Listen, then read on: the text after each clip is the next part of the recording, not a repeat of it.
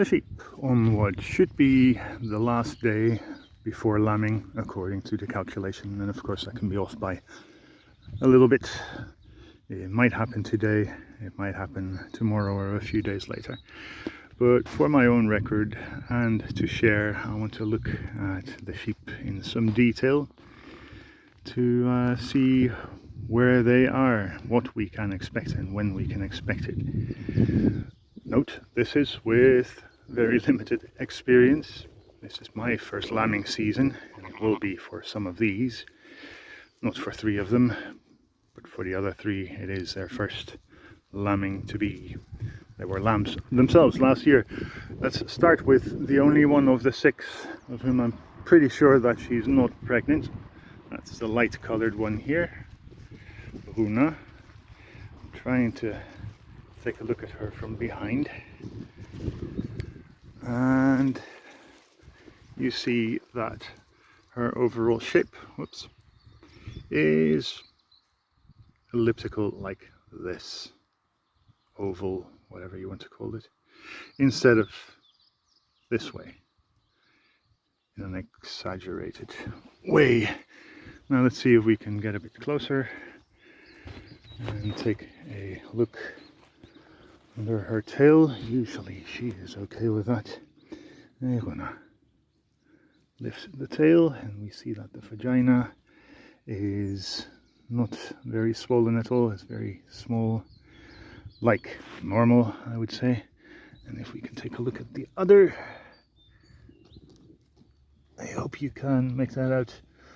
That is quite small and it's pretty limp, although it might be a bit bigger than usual. She might just be a few weeks late. She might not have been covered by the ram at the same time that the others were, but maybe 2 weeks later. But we'll know in about 2 weeks then. Then we go to Cluppy here. Try and you can see her from behind. Well, one of the first things you see is that there definitely is a big udder there. That helps. With very big nipples. Hello. Hello, Runa. Runa is definitely the most cuddly one. So we know for absolutely sure that Cluppy here is pregnant, because the others are not like this. When that is not the case, I'll just try to lift her tail, if I may, sweetie. See the difference? Pink, swollen, and otherwise the shape is a bit more like this rather than this. With the wool as it is a bit hard to say. Hello, Chewy. A cuddle as well. Well, and Chewy here is the mother of 2 of the lambs, namely this black one and the brown one over there, and the lighter one there. You're warm, huh? So she had twins last year. I'm expecting kind of the same this year, judging from her size. Let's start here. It's not as pink as Cluppy just now, but the other is definitely there.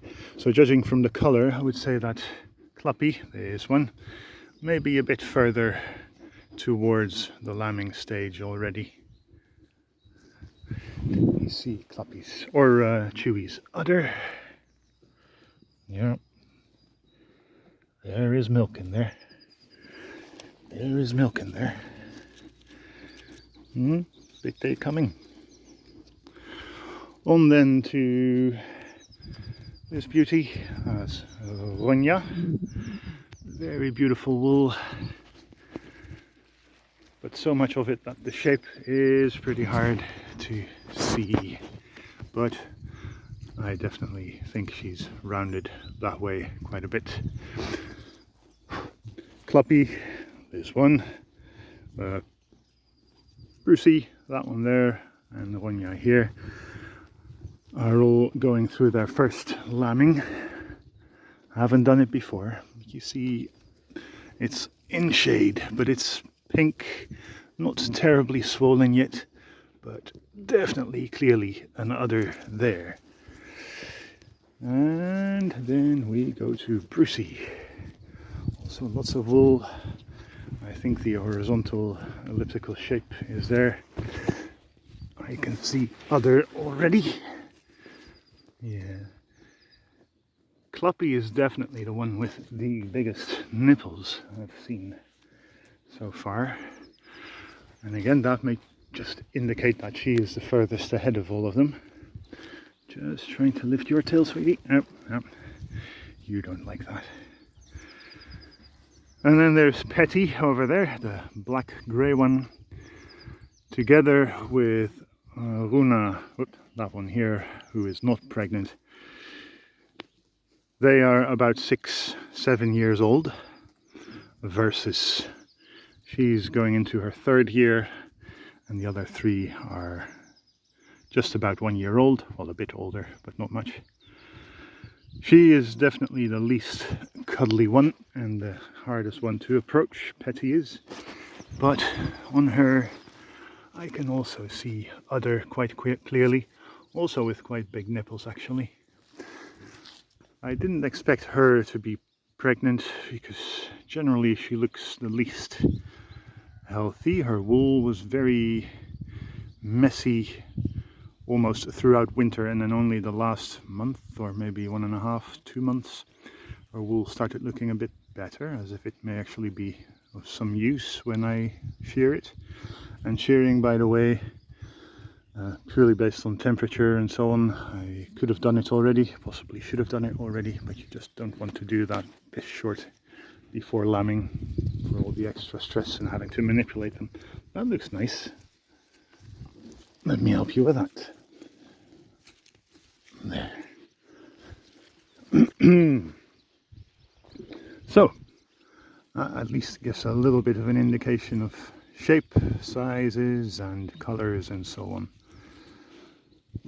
And we'll see what happens and when it happens. Today is the last day that they're in one of these 50-meter nets. Electric fence, mobile, and possibly tonight already, depending on how work progresses on the last bit of fencing that I have to do inside this perimeter fence, which spans around roughly 2 hectares. The first quarter of that, which is roughly what you see here, that is one of 4 almost equal parts. That is where they will get a little piece of a pie. This is the house, which is in the middle of the whole grazing area of the whole 2 hectares.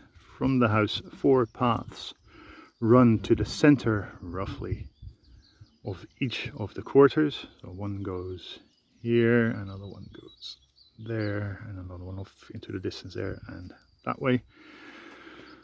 This is the quarter that I'll use first. From the house they can walk to the end of the path and then onto whichever division I have available to them at the time. That is stuff for a whole other video, how to set up fencing for holistically planned grazing, or at least an example of how to do it, how it can be done. That will come sometime in the future, maybe a while, because it's all go at the moment. The sheep, the rabbits have had their first young of the year. We have young chickens growing up, some slaughtering of roosters, excess roosters to do, gardening, all that stuff. It is busy, and days are long, nights are short already. It's tiring, but it's also so rewarding. Just seeing how these animals get along, how the grass develops. Hello, this is Petty, the least cuddly of all. This she sometimes does, sniff my hand in case there's some pellet feed available. Unfortunately not Petty.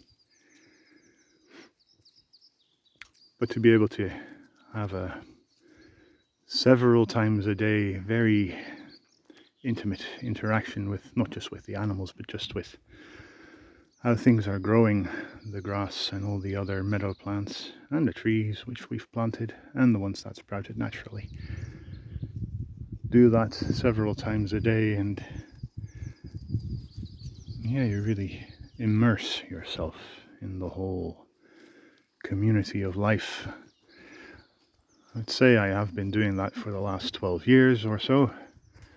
Definitely especially since the sheep, because I really have to keep a close eye on how the grass develops and where it goes best and where it goes worse, and maybe find out over time why and how the sheep impact the growing and health and diversity and stuff. So it's a whole new level, I would say, since the sheep arrived, and it's great. It's great. So hopefully lambing to start pretty quickly.